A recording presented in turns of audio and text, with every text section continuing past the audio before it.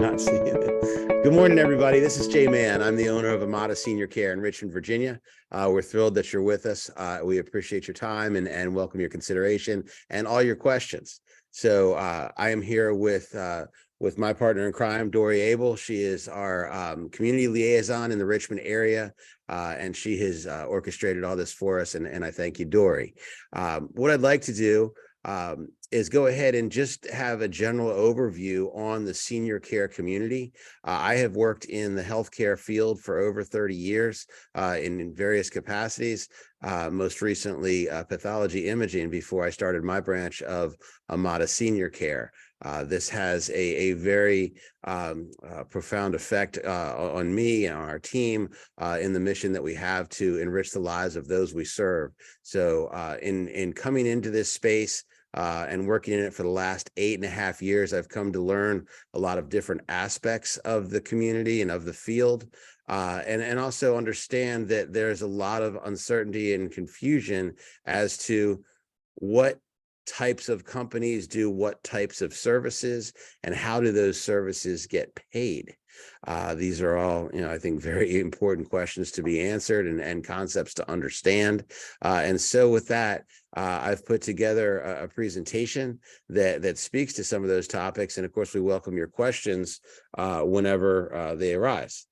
So what we'll start with, though, please understand that everything that we do, we try to do from an educational standpoint. This is really the purpose of this is to share information.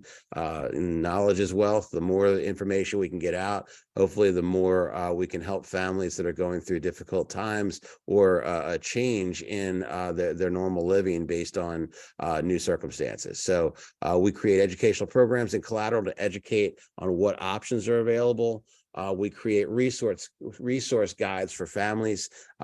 Me and my reps, my team are out in the community every day, sharing this information with the idea that we're going to get it in the hands of the right people that need the help at that time. And ultimately, we want to be a go-to and valuable resource for the seniors in our communities.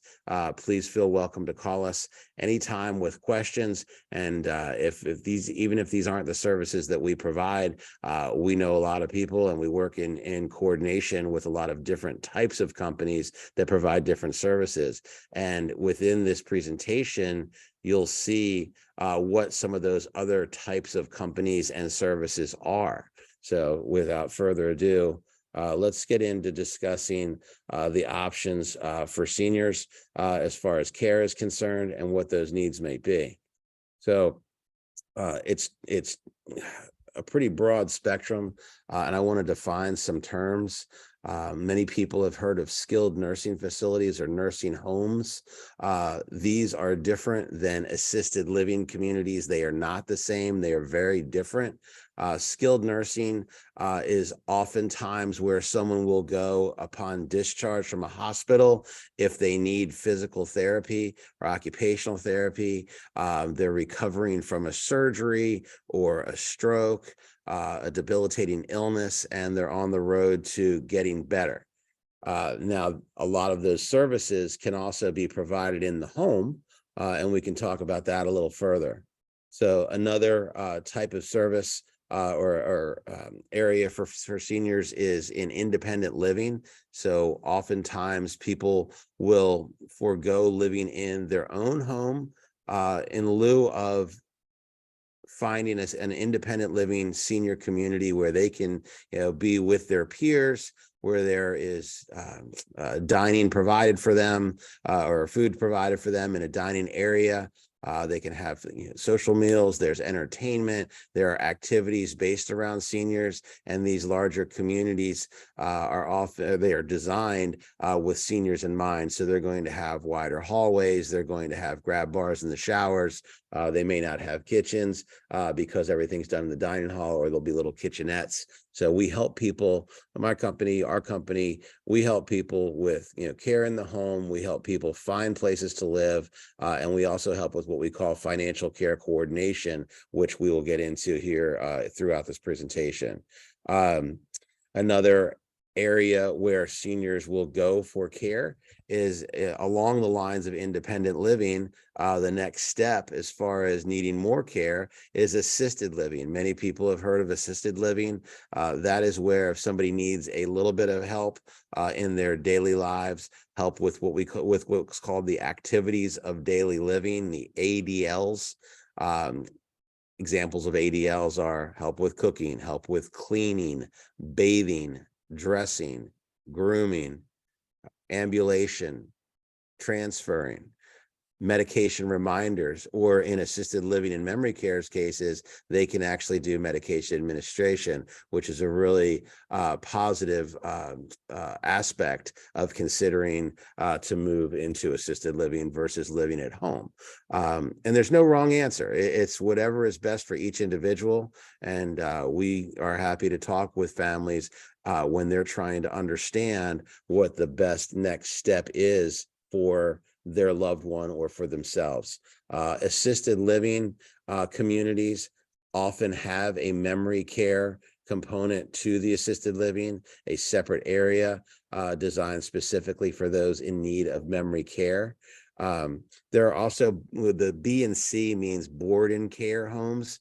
Oftentimes people will buy residential homes in a community and they will staff them with a CNA, a certified nursing assistant, or a PCA, a personal care attendant, who are available to assist those residents with their activities of daily living.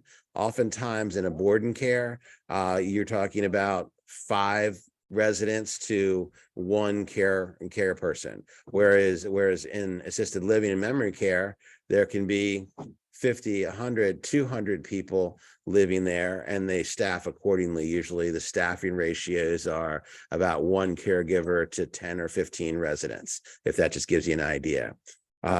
Oftentimes people will consider getting care at home for these same activities because they don't want to live in their home. And in that case, you can have a caregiver come into your home anywhere from a couple hours a day, 1 day a week, on up to 24 hours a day, 7 days a week, and any combination in between. So there are a lot of different options where that's concerned.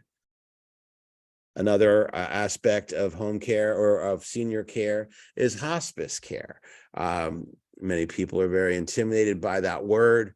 Hospice is a wonderful and very valuable service. As the trends in healthcare continue to evolve, hospice is starting with families at an earlier stage. It's not just in the very, very last stages of life. It can be a progression, and we'll talk about what services those are covered with hospice and how that gets paid for. Home health is another option for seniors as far as care is concerned. I mentioned a skilled nursing facility at the start of the presentation, or what we call in the industry SNFs. That's where you go to a facility. A lot of people want to get home as fast as possible, but they need they need skilled care. So that would be, again, be physical therapy, occupational therapy, speech therapy can be another, rehab, people will call it. So these are all aspects of getting home health. Now, a lot of times people will interchange the term home health and home care. Home health generally is understood to be skilled care, and home care is generally considered to be non-skilled care or personal care. And that's what we talked about as far as the activities of daily living. A lot of people I've heard will say, well, I have skilled nursing coming into the home. I have home health coming, so I'm going to be covered. I don't need any more help. Well, in fact, whether you have home health or if you have hospice, and they do different things. So if you have home health, you're not on hospice. If you have hospice, you're not on home health, because Medicare will pay for those, but they won't pay for both together because they're opposite. But being that as it may, you can have home care in coordination at home with either of the two, because when home health comes in, they're there to do a specific task, that whatever that task may be, but it usually lasts about an hour. It might be anywhere from a couple days a week. It might be 5 days a week. We don't know, but they're there for an hour. So what do you do with the other 24 hours a day if you're recovering from knee surgery and you can't get up and use the restroom or walk to the kitchen? So that's where home care and home health, or home care and hospice, can be coordinated together. And so I've kind of talked ahead of this, but the last piece is homebound, and that's where you can get services in your home. So there are a variety of different options available as far as care is concerned. Oftentimes, and there's a statistic about 5 years ago that I read, that 70% of the people that need care are being taken care of by a loved one. Well, that's not always possible. Oftentimes, the children live in other parts of the country, or jobs interfere and don't allow to give the help that that their parents or their loved ones need. Maybe there's not family involved. Maybe the other children that they have require time away from the person that needs the help. And so when you talk about homebound care, that's where hiring an agency to come in, a licensed agency, an accredited agency to come in, is a very viable option. So who pays for this? And that's always a very, very important question. A lot of times, it's assumed that if you're getting care at home, then Medicare pays for everything. And that's not the case. There are some changes happening, but they will pay for many services, but not all of them. So let's talk a little bit about what that means and how that plays. So we've covered the definition of some of the care options earlier. I didn't mention hospitals, but many people, or everyone should be familiar with what hospitals are and what services they provide. Hospitals are a very, very expensive medical solution for the government or for Medicare to pay for. So they want people out of the hospital as fast as possible. And I'm sure that the people in the hospital don't want to be there. So they want to get out as fast as possible. And so Medicare, as we know, will cover hospitalizations. They will cover skilled nursing stays up to a certain length of time. Usually that's 30 days. So what happens when somebody's 30 days run out? And actually that time keeps on getting shortened, and there is pressure on the hospitals and the skilled nursing facilities to get them, off the Medicare payment and into their homes or elsewhere as fast as possible from a Medicare reimbursement standpoint. Skilled nursing, we talked about. Hospice is covered by Medicare. Hospice and palliative care often go hand in hand. Palliative care is the precursor to hospice. And then there's durable medical equipment. That would be your hospital beds.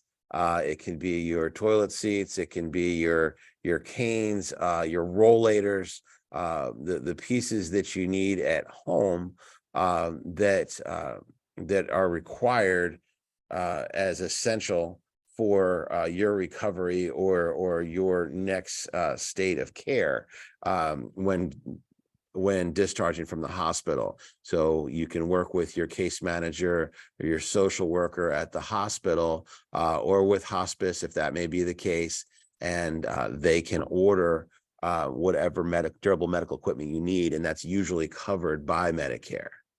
So then there's private pay. Where obviously we're very respectful of people's money. We don't want them spending money that doesn't need to be spent. You want to protect your wealth as best as possible, but when you need care, you need care. And so private pay is generally how non-medical care is paid for. Although you'll find later we have a long section on financial care coordination and identifying other sources that will pay for non-medical care or custodial care. Independent living is also a private pay environment. Assisted living is private pay, but like non-medical care, it is covered by long-term care insurance, and that's a big ding, ding, ding. If you have it, it's a great asset. We find that about 20 to 25% of the families that we encounter have an LTC policy. If you have it, it can be confusing to understand what the benefits are. Fear not. We work in it every day. We are experts with working with using long-term care insurance to pay for the non-medical care that you need. And a lot of people will say, oh, I don't want to use it yet. I don't want to run out. You know what? If you don't use it, you lose it unless you change unless you've bought a hybrid policy, which they're starting to do now, which will be life insurance policies that have healthcare riders, which are also excellent. But we'll go into more detail on funding sources beyond private pay. But we mentioned B and C, board and care homes. They're a private pay solution as well. So when you need care beyond your independence at home, when you're looking at non-medical care, independent living, assisted living communities, and board and care homes, these are usually a private pay situation, but we can find other funding sources, but Medicare does not pay for that. Interesting stat at the bottom of this presentation, or at the bottom of this page, where it says 95% of discharges require non-medical service, thus falling under private pay. So somebody's coming out of the hospital or the skilled nursing facility and they need additional care. This is where that statistic comes from. So we talked, some of this will be redundant now. And so I'll go through it rather quickly since I spoke to it earlier. The hospital and the definitions of what the hospital will provide, the services, the continuous management in a hospital setting, Medicare covers, home health, be physical therapy, speech therapy, occupational therapy, social workers assistance, and skilled nursing visits in the client home, all home health and skilled care. Palliative care, we spoke to earlier, focused on the medical care for the terminal illness for an undefined period of time. That's the precursor to hospice, where hospice is more end of life, end stage. And durable medical equipment, the walkers, the wheelchairs, the hospital beds, and oxygen that we spoke to earlier. I kind of jumped the gun in telling about some of these, so I won't belabor it. But non-medical care, again, help with the ADLs.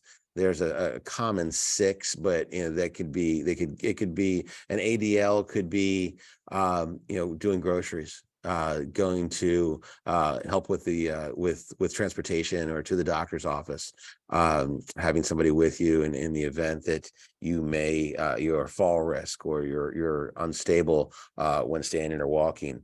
A lot of different definitions for ADLs, but commonly they are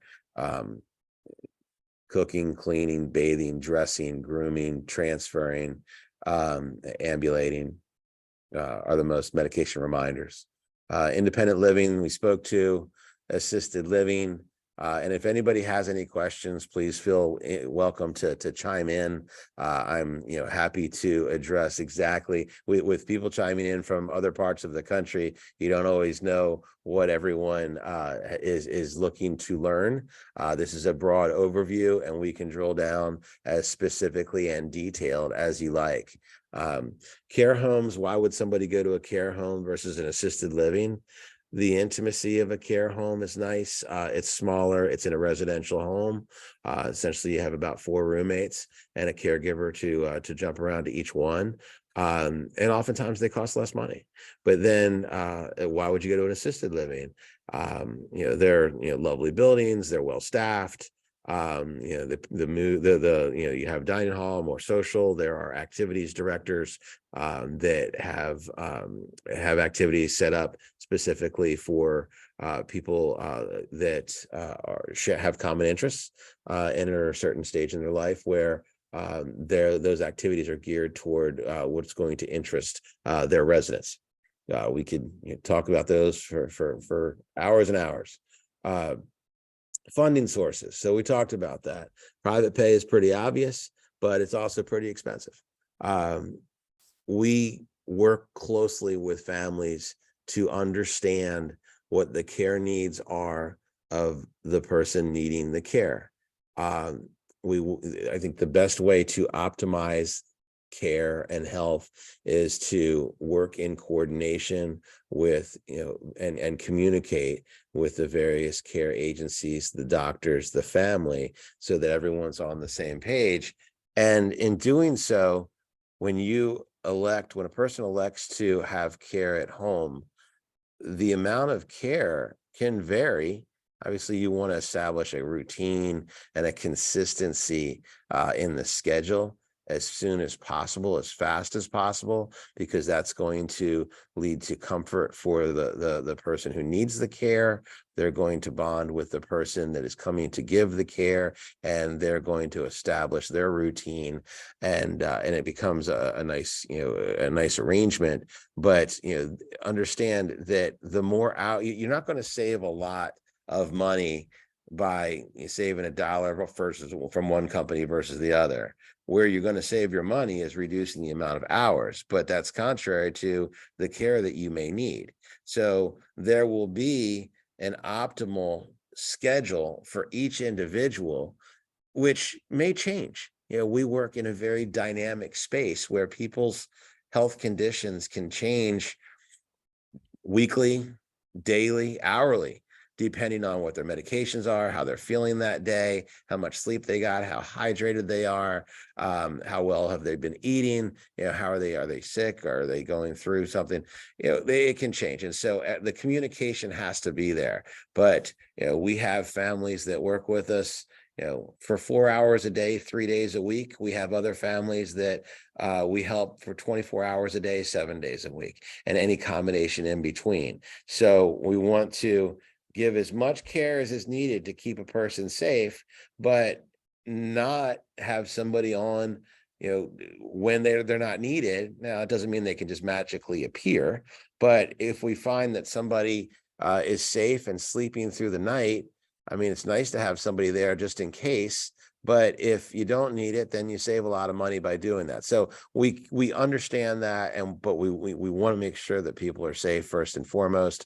Our nurses will come in and do a health assessment at start of care. In the state of Virginia, it's required that an RN be the person that does the assessment. And from that assessment, they will create a plan of care. That plan of care is what will be utilized to and viewed by each caregiver that comes on to support that person. And so they'll walk in knowing what their care plan is and what's expected of them. Now, they're also, if they're experienced and attentive as they should be, then they're going to notice any changes as well and enter that information into what we call a family portal. So everyone involved with the care of this person and their loved ones will be able to see that, and we can modify a schedule as necessary. We can change hours. Maybe the caregiver is coming in at 8 in the morning and the person doesn't like to get up until 10. Maybe the person needing care is up going to the restroom multiple times in the evening. That could be a concern, that and maybe a trigger to have them go to the doctor. Maybe there's a UTI and they're uncomfortable and we need to get them taken care of. Maybe if they're too sedentary in bed, there's a bed sore being developed. And these are all things that caregivers should notice and look for, and then either adjust schedules as necessary, or get more care, or get them to an additional type of care based on those observations. Funding sources. So we talked about private pay. We talked about long-term care insurance. If you're like me and you have insurance, like for my car, I don't know what my coverages are. I hope I don't have to worry about that. But oftentimes with long-term care insurance, people have been paying on their long-term care insurance for 20 plus years. And they say, should I keep this? They keep raising my rates. Well, oftentimes people are keeping that. And I would recommend keeping it, because the further you go down the scale, the more likely down the timeline, the more likely that you may need to utilize this great asset that you've been paying for. But there are several things that are important to know within long-term care insurance. I think a lot of times people say, well, I have a long-term care insurance plan. It's just going to cover everything I need, right? Well, that's not the case. We have to be able to read the policy, talk with the insurance company, and learn several things. Some of the key components are an elimination period. We need to know what that elimination period is. That is essentially a deductible. So that elimination period will require a family to pay out of pocket for the length of the elimination period. Now, there are a lot of nuances about that, which we'll drill down on and hopefully reduce that if possible. We can talk about that. Oftentimes, we see elimination periods anywhere from 30 to 90 days. So that can be expensive, and we can talk about that component. We need to understand what the daily benefit is. So how much, once the elimination period is satisfied and the benefit is being paid, how much per day does this policy cover? Now, what it covered 20 years ago when you bought it, though, may have changed in the last 20 years because there may be this thing called an inflation rider. And what used to be $100 a day may now be $300 a day. We don't know until we call in to the policy owner or to the insurance company with the policy holders. And we do that routinely with our families. A lot of that aspects to long-term care insurance, but it's a great asset and it should be used for this type of care.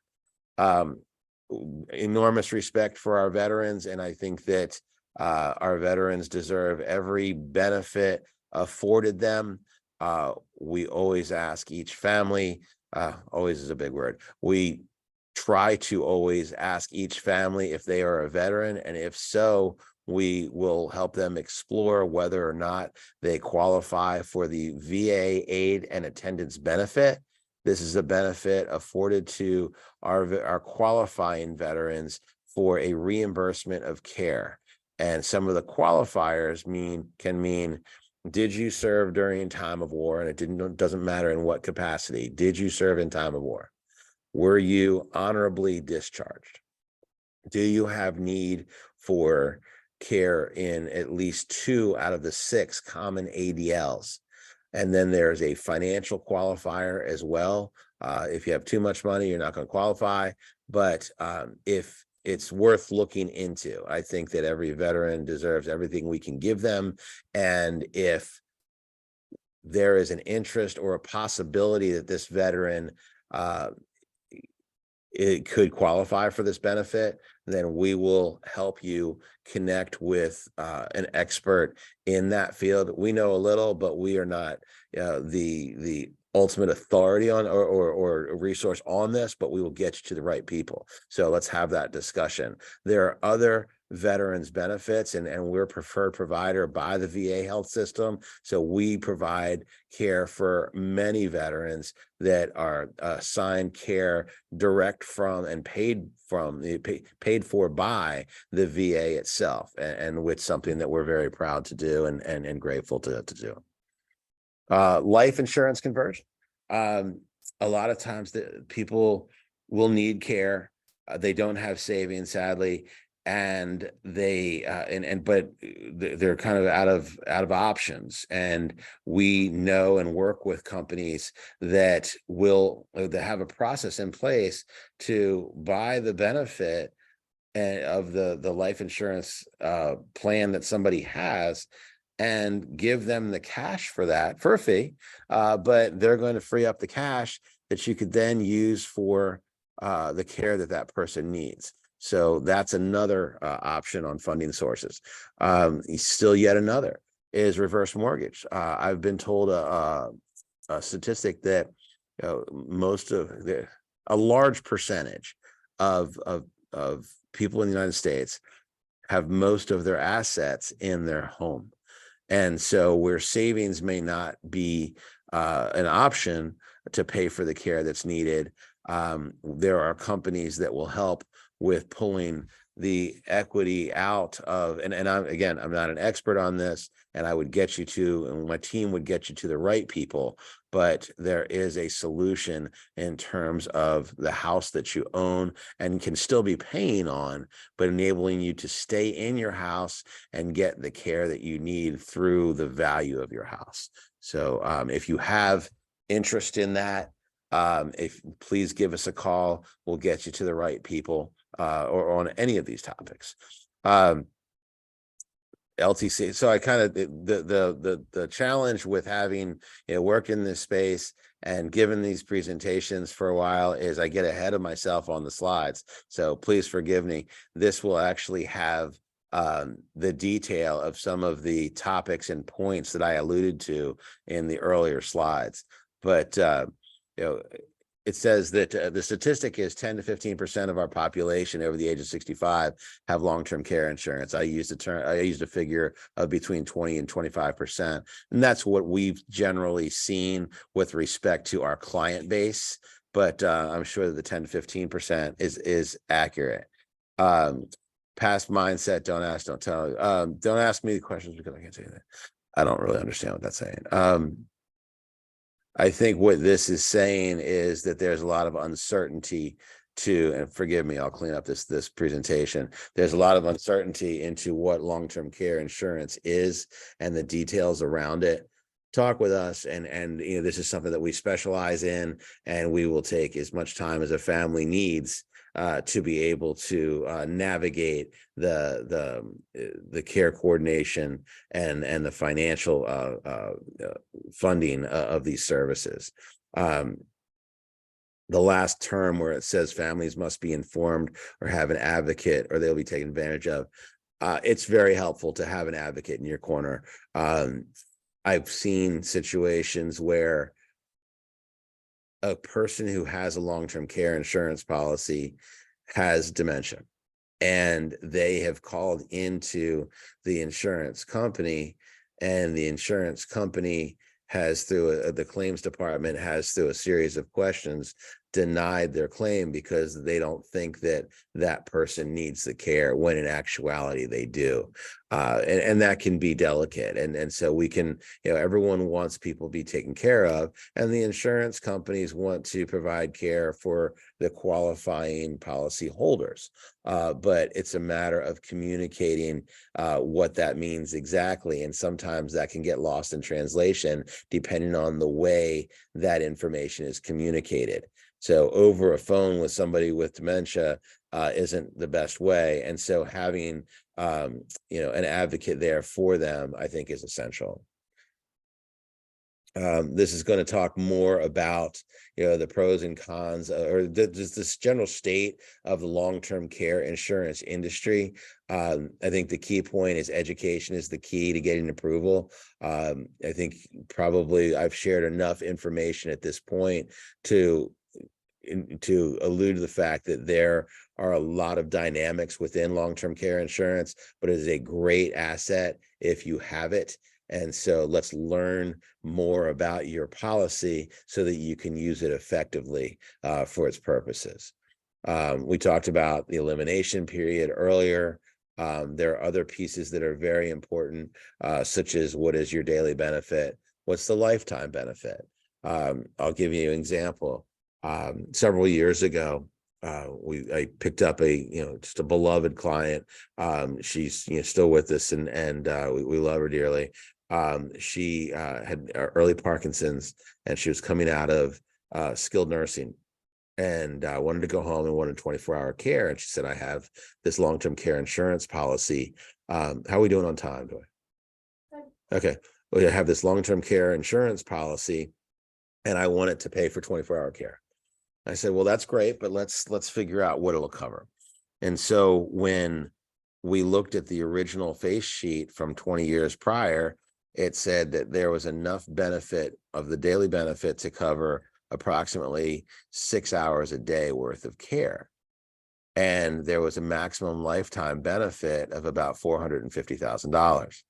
Well, we got on the phone, we called the insurance company, And we learned that there was an inflation rider. And she also said to me, she goes, well, I sleep pretty well through the night. I can probably live with only 12 hours of care.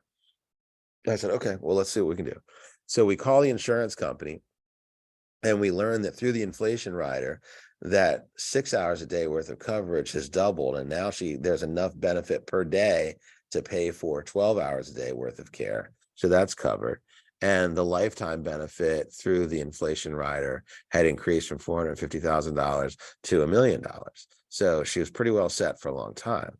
But then there was the last piece that was very important. She's on a fixed budget and couldn't spend any extra money herself. And there's the elimination period.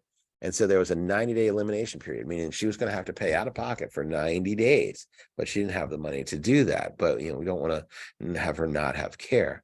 But I learned through calling the company that in this case, and I don't want to imply that this happens in every case because it's pretty rare, but the point is you have to ask the questions. So I called the insurance company, I spoke with them, and I learned that if she used her long-term care insurance policy to move into assisted living, which it does cover, there would be a 90-day elimination period. But in this case, if she got care at home and had home care services with a non-medical licensed agency like ours, then there would be 0 days elimination period. So we were able to start the next day at 12 hours a day for her, and she has not had a dime out of pocket for that. So that was very exciting, and that was a great discovery. Now, not all of them are that way, and so I want to be very transparent with that, as in all things. But that's just an example of how long-term care insurance can work for you.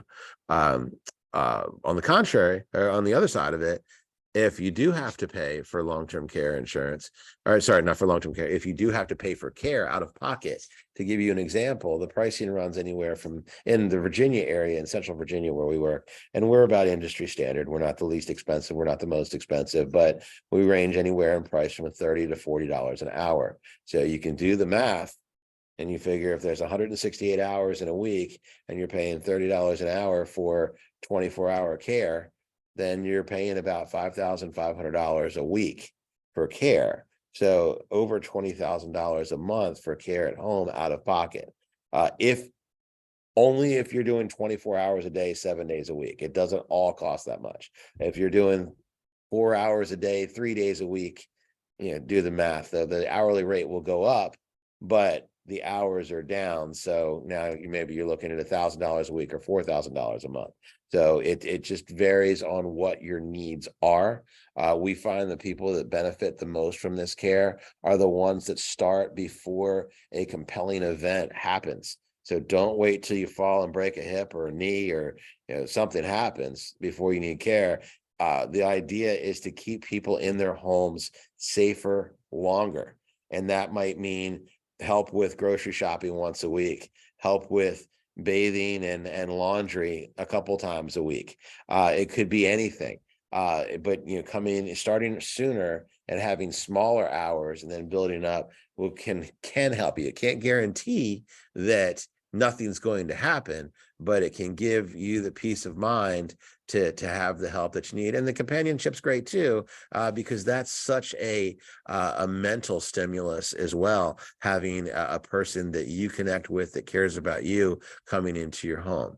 So we can go into great detail or little detail with long-term care insurance, but we have plenty of brochures that we share with the communities and the people and the seminars that we give all over town. I mentioned the VA aid and attendance benefit earlier. I'm talking about a reimbursement for care. This is not going to pay for all the care that somebody needs necessarily, but it definitely helps, and we can look into that. Reverse mortgage and life insurance settlements.